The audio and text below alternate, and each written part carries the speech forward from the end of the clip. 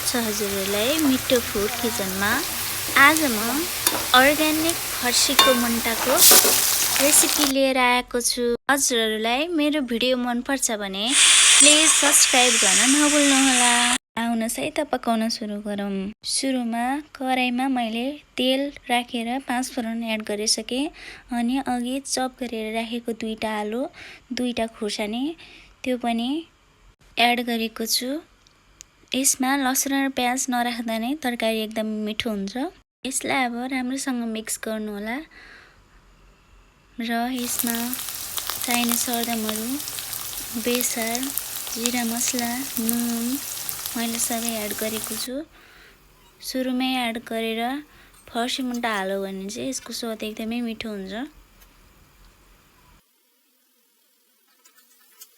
हजुरहरू पनि एकपल्ट घरमा यसरी नै बनाएर खानु होला, पक्कै पनि मिठो हुनेछ।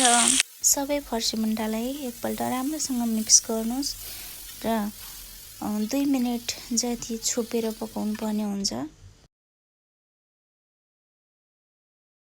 हेर्नुहोस् त हाम्रो फर्सी मुन्टा हेर्दैमा खाउँ खाउँ लाग्ने भइसक्यो, नरम भएको छ। अब यतिको भएपछि चाहिँ धेरै फर्सी मुन्टालाई पकायो भने चाहिँ मिठो हुँदैन।